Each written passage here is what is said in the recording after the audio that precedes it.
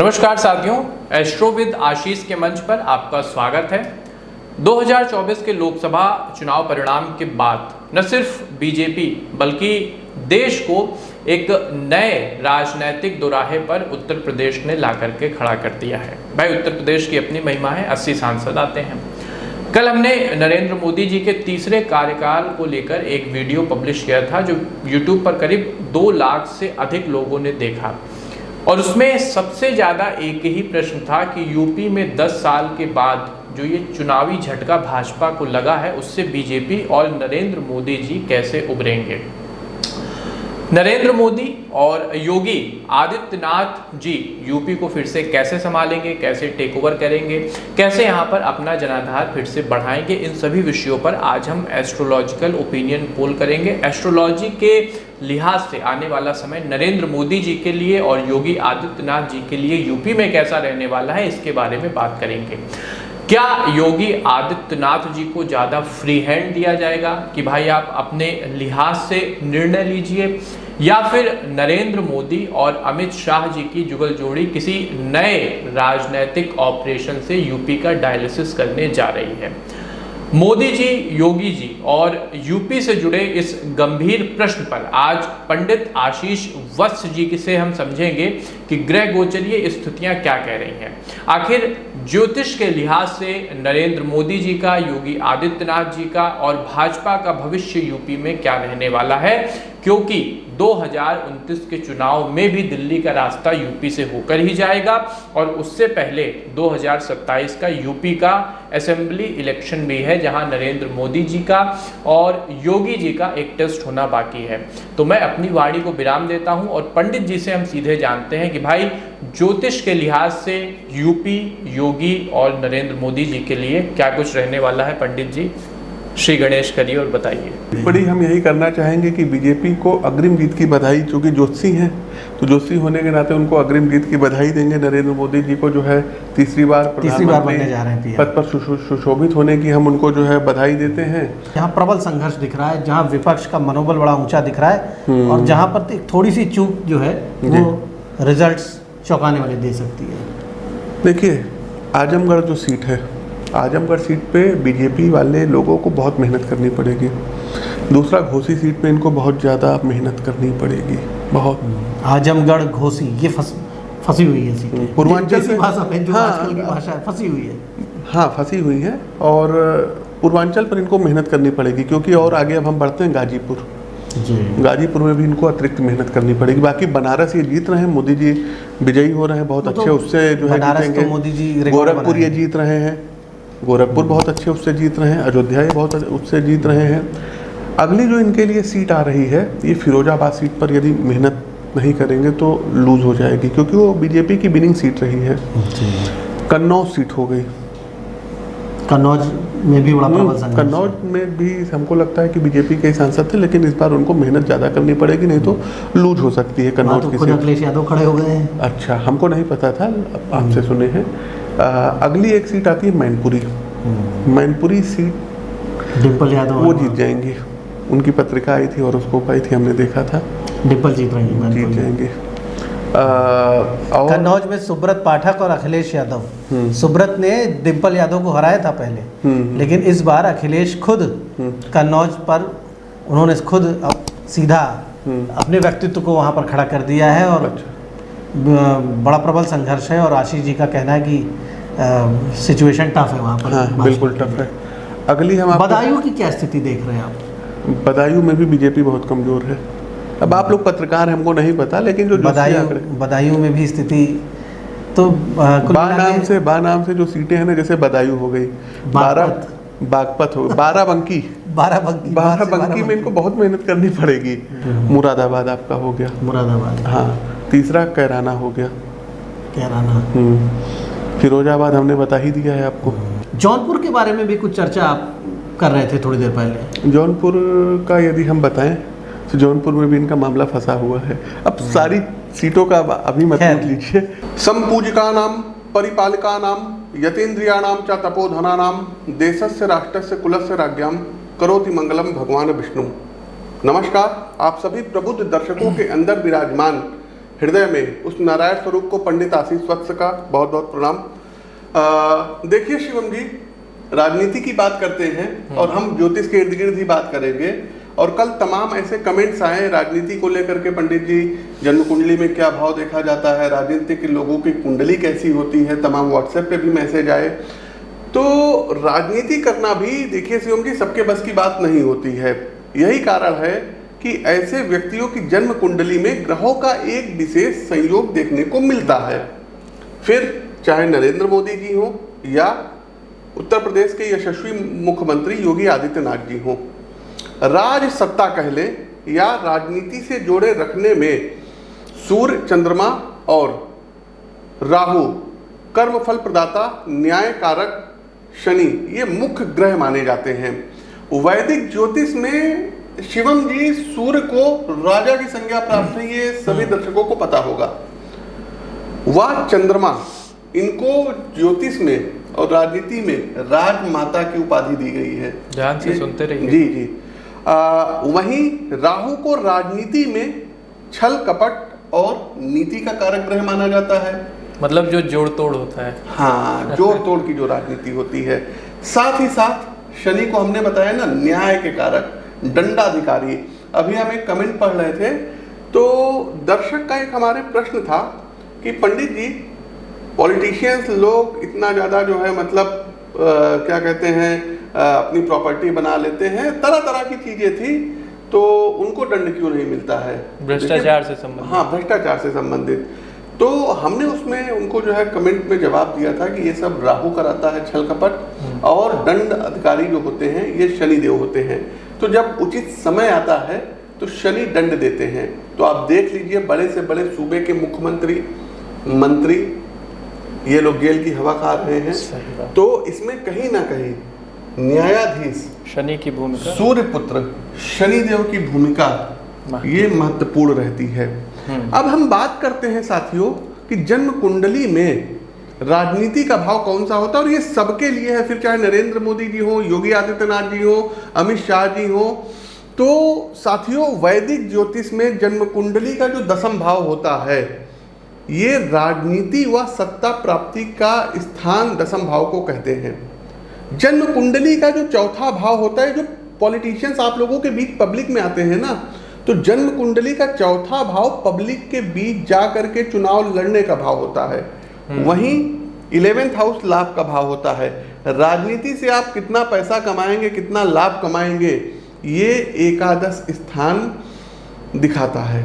इसको सिर्फ धन के बारे में या कह सकते हैं, या फिर जो राजनीति का उनका अपना एक रसूख है। 11th हाउस जो होता है ये विशेष फुलफिल का होता है, मतलब वो राजनीतिक सत्ता कितनी अपने हाथ में, इसको भी कहीं ना कहीं। और राजनीति के लिए दसम भाव, छठा भाव और चतुर्थ भाव, लग्न, लग्नेश, इनकी बड़ी इंपॉर्टेंस होती है। कल आपने एक वीडियो में बहुत अच्छी बात बताई थी, वो भी ऐड कर देता हूँ कि चूंकि साझेदारी की सरकार है तो सातवां भाव, वो तो पार्टनर का भाव होता है, साझेदारी का भाव होता है। तो एकादश भाव राजनीति से लाभ व धन प्राप्ति को दर्शाता है। इसके अतिरिक्त भी शिवम जी जो लग्न कुंडली के साथ साथ सब डिविजनल चार्ट, जैसे कि नवांश कुंडली, दशांश कुंडली, चतुर्थांश बेसिकली जो होता है भाग्य को दर्शाता है, इसका सूक्ष्मता से अध्ययन किया जाता है। तब जाकर के किसी को बताया जाता है कि आप राजनीति में सक्सेस होंगे कि नहीं होंगे।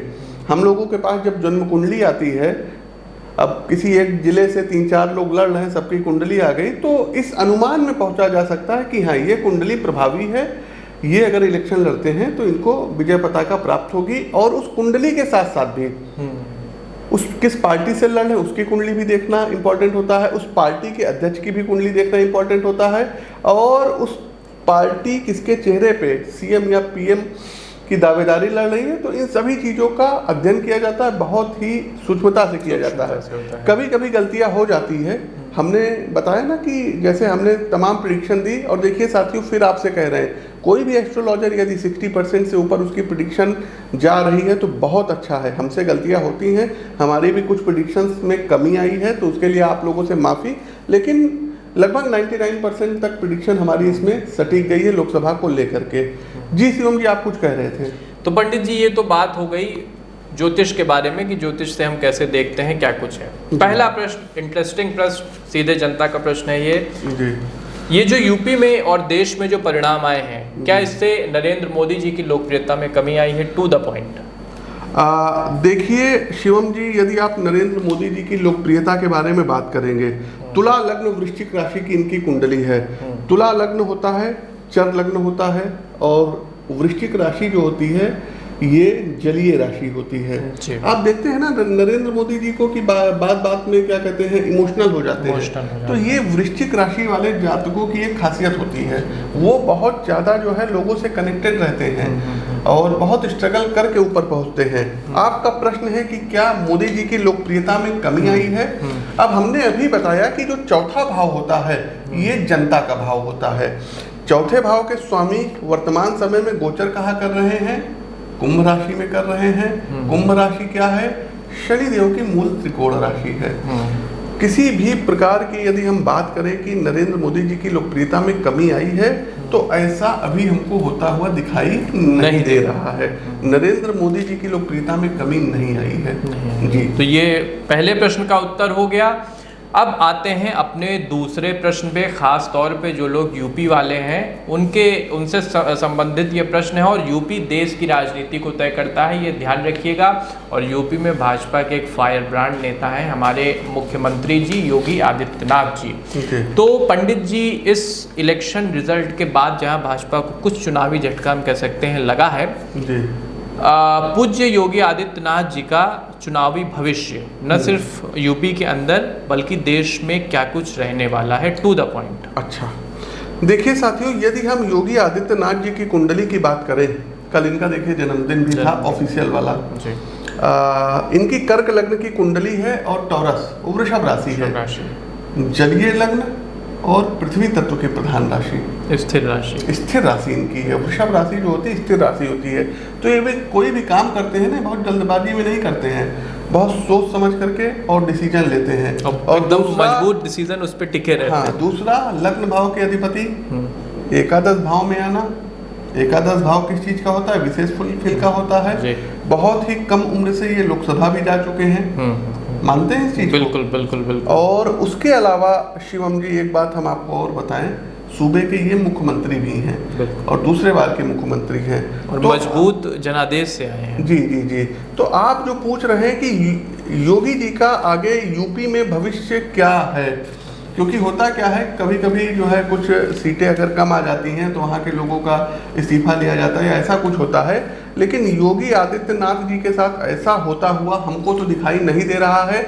बीच में राजनीतिक बयानबाजियां बहुत हुई थी, उस समय आचार संहिता लगी थी, इसलिए हम बहुत ज़्यादा कुछ बोल नहीं सकते थे, लेकिन यूपी में योगी आदित्यनाथ जी का भविष्य बिल्कुल सुरक्षित है। उनके हाथों में ही अभी सत्ता रहेगी। हाँ, और उन्हीं के निर्देशन में चुनाव आगे लड़ा जाएगा। यदि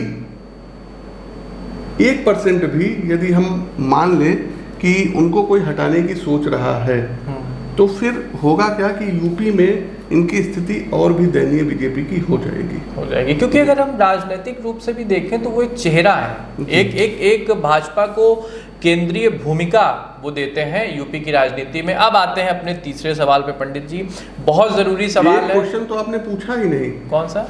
कि मोदी जी की आपने लोकप्रियता पूछ ली, आपने योगी जी की लोकप्रियता पूछी ही नहीं। प्लीज चलिए हम बताते हैं, लेकिन उससे पहले शिवम जी, अपने दर्शकों से एक छोटी सी रिक्वेस्ट है। देखिए होता क्या है, हम डेली का डेली कोई ना कोई उपाय, ज्योतिष संबंधी पुस्तकें, अपने कुछ कंटेंट ये व्हाट्सएप के चैनल पर पब्लिश करते हैं, अपलोड करते हैं, क्योंकि हर एक चीज का वीडियो बनाना पॉसिबल नहीं होता है। तो डिस्क्रिप्शन बॉक्स और पिन कमेंट में आप जा सकते हैं, व्हाट्सएप चैनल का वहां पर लिंक दिया गया है, वहां पर आप जा करके व्हाट्सएप चैनल को फॉलो कर सकते हैं। दूसरा, सोशल मीडिया के दूसरे प्लेटफॉर्म जैसे कि ट्विटर है, @PT आशीष वत्स लिखेंगे, वहाँ पर आप जो है हमारी स्टेटस जान सकते हैं, वहीं पर सारी प्रेडिक्शन भी देखिए दी जाती है सबसे पहले। फेसबुक पेज को आप हमको फॉलो कर सकते हैं। यूट्यूब पे भी आप इस वीडियो को जो देख रहे हैं, बेल आइकन दबाइए सब्सक्राइब का बटन दबाइए ताकि नोटिफिकेशन आप तक मिले, और प्रतिदिन का प्रतिदिन दैनिक राशिफल, ऑथेंटिक राशिफल बहुत ही कम समय में हमारे चैनल पर अपलोड होता है और लोग उससे लाभान्वित होते हैं। तो योगी जी की यदि लोकप्रियता के बारे में बात करें तो योगी जी की पॉपुलैरिटी भी बहुत ज्यादा रहेगी, बहुत ज्यादा। भाई केंद्र के स्वामी केंद्र में आ गए ना, कर्क लग्न, चौथे भाव के स्वामी शुक्र, शनि के घर में राहु के साथ बैठे हुए हैं, तो इनकी जो पॉपुलैरिटी रहेगी ना वो बहुत ज्यादा रहेगी। इनको सब लोग किस दृष्टि से देखेंगे ये भी देखिए। शनि जो है ना, शनि को क्या कहा जाता है? कर्म फल प्रदाता शनि, न्यायाधीश शनि। तो इनको लोग किस दृष्टि से देखेंगे ये भी बता दें कि ये न्याय करते हैं। और शनि के साथ कौन बैठा हुआ है? राहु। तो यदि राहु एक बिगड़ाइल ग्रह होता है, लेकिन अगर शनि बैठ जाए तो शनि उस राहु को सुधार भी देता है। इसको ऐसे समझ सकते हैं कि राहु एक बिगड़ैल हाथी है और शनि उसके मस्तक पर लगा हुआ अंकुश है। अगर शनि राहु का कंट्रोल, महावत है, तो वो आपको सही रिजल्ट देगा। अब आते हैं तीसरे प्रश्न पे। देश से जुड़ा हुआ बहुत इंपॉर्टेंट प्रश्न है और लोगों ने बारंबार ये सवाल पूछा है। देखिए दो बार तो मोदी जी फुल फ्लेज बहुमत से आए, उनके पास अपना बहुमत था। इस बार उनकी गठबंधन की सरकार है। तो जैसे बोल्ड डिसीजन अभी 10 साल तक मोदी जी लेते आए हैं, चाहे वो राम मंदिर का फैसला हो, CAA NRC हो, 370 जैसा बड़ा मुद्दा हो, ट्रिपल तलाक हो, क्या इस सरकार में भी मोदी 3.0 में भी नरेंद्र मोदी जी वैसे ही बोल्ड फैसले लेंगे जिसमें जनसंख्या नियंत्रण कानून और UCC मुख्य रहने वाले हैं? इसके बारे में उनकी कुंडली ज्योतिषीय परिप्रेक्ष्य क्या है? देखिए, नरेंद्र मोदी जी की यदि हम जो है कुंडली देखी है, दशा महादशा देखें, मंगल की महादशा में राहु की अंतरदशा, योगनी दशा की बात करें तो एक भ्रामरी योगनी दशा होती है जो ओवरऑल 4 साल की होती है। भ्रामरी योगनी दशा में होता क्या है, व्यक्ति कंफ्यूज बहुत ज्यादा रहता है। वो मतलब जो है डिसीजंस कुछ ले लेता है, होता कुछ है, लोगों के ऊपर विश्वास कुछ करता है, लोग कुछ कह जाते हैं। तो अभी इनका भ्रामरी में जो 8 अक्टूबर 2023 से 28 अगस्त 2024 तक भ्रामरी में इनका संकटा चल रहा है। फिर भ्रामरी में आ जाएगा इसके बाद मंगला, पिंगला और फिर धान्या। तो ये क्रमशः कितने साल तक रहेगा? देखिए 2025 29 अप्रैल 2025 तक रहेगा। इसके बाद फिर भद्रिका आ जाएगी। तो आप जो कह रहे हैं ना कि क्या नरेंद्र मोदी जी बोल्ड डिसीजन लेंगे, तो जी हाँ, नरेंद्र मोदी जी बोल्ड डिसीजन लेंगे। अभी इनके ऊपर वृश्चिक राशि है, शनि की ढैया का भी प्रभाव है। 2025 में शनि की ढैया भी खत्म हो जाएगी। तो ये बोल्ड डिसीजन लेंगे और किसी से मतलब ये होता नहीं किसी के दबाव में आना या झुकना, वो ये चीज देखने को नहीं देखने को मिलेगी। आप देख लीजिएगा। मतलब कहने का अर्थ ये है कि 2025 के बाद जब ढैया खत्म होगी, उससे पहले भी, लेकिन उसके बाद ज्यादा मजबूती से ये उभर के सामने आएंगे। और चूंकि इन्होंने अपने संबोधन में जीतने के बाद कहा भी था कि ये सरकार बड़े फैसलों को लेगी, बड़े फैसलों का गवाह बनेगी। देखिए, नरेंद्र मोदी जी का अनुराधा नक्षत्र है, शनि से शासित नक्षत्र है, और अनुराधा नक्षत्र के जो देवता है ना वो जुपिटर है, देवगुरु बृहस्पति हैं। तो झुकेंगे तो नहीं, मेहनत खूब करेंगे। आप देखते हैं ना 16 घंटे 18 घंटे मेहनत करना, काम करना। जैसा आपने कहा गुरु अनुराधा नक्षत्र के देवता हैं, तो वैसा उनका आध्यात्मिक आचरण भी है और न्यायप्रिय आध्यात्मिक आचरण की सबसे बड़ी वजह आपने अभी कुंडली में देखा ही नहीं। तुला लग्न और 12th हाउस में केतु बैठा हुआ है। केतु को ध्वज पताका कहते हैं, धर्म की ध्वजा है, धर्म की ध्वजा है। तो यानी कि ये जो आने वाला समय है इसमें ये धर्म का और उत्थान करेंगे। धर्म का ये उत्थान, आप हमारा इशारा मैं समझ रहा हूँ, ये धर्म का उत्थान निसंदेह करेंगे, इसमें तो कोई शंका ही नहीं है। तो मित्रों, ये एक डिटेल वीडियो था जिसमें हमने योगी जी के बारे में, यूपी के बारे में, नरेंद्र मोदी जी के बारे में और नरेंद्र मोदी जी के साथ साथ भारत के भविष्य के बारे में भी पंडित आशीष वत्स जी से जाना कि क्या कुछ ज्योतिष कहता है। और आपने पूरा वीडियो देखा। आपके कोई सुझाव हो, सवाल हो, और सबसे ज़रूरी आप किस टॉपिक पे आगे आने वाला वीडियो चाहते हैं, देश की राजनीति से जुड़ा हुआ कौन सा ज्योतिषीय ओपिनियन पोल, कौन सा ज्योतिष का एनालिसिस आप देखना चाहते हैं, क्योंकि आपके सुझाव हमारे लिए बहुत ज़रूरी हैं। तो आप लिखिएगा, हम उसी से रिलेटेड वीडियो बनाएंगे। अपने मित्रों के साथ, साथियों के साथ इस वीडियो को शेयर करिएगा, क्योंकि डिटेल में एक जानकारी पढ़ लीजिए। हाँ, बिल्कुल इसको शेयर करना चाहिए। आप लोग वीडियो को लाइक कीजिए और कमेंट बॉक्स में जय श्री राम का उद्घोषण कीजिए। हमारे सोशल मीडिया के दूसरे प्लेटफॉर्म पर जा करके फॉलो कीजिए। और यही लखनऊ रहते हैं, दिल्ली आना जाना होता है हर महीने, तो आप हमसे व्यक्तिगत तौर पर मिल करके भी जन्म कुंडली का विश्लेषण करा सकते हैं। इस वीडियो को ये मत समझिएगा कि इस वीडियो के माध्यम से कोई हम अपनी पब्लिसिटी कर रहे हैं। आपके आसपास जो भी एस्ट्रोलॉजर हैं, आप लोग उनको पकड़िए, जैसा वो निर्देश देते हैं धर्म के मार्ग पर चलिए, क्योंकि जो धर्म होता है ना, ये व्यक्ति को जीना सिखाता है। बिल्कुल बिल्कुल। तो शिवम जी, इसी के साथ फिर हम अपने दर्शकों से विदा लेते हैं। मिलेंगे अन्य ऐसे ही जानकारी पूर्ण वीडियो में। तब तक के लिए आप सबको हमारी जय राम जी की जय श्री राम।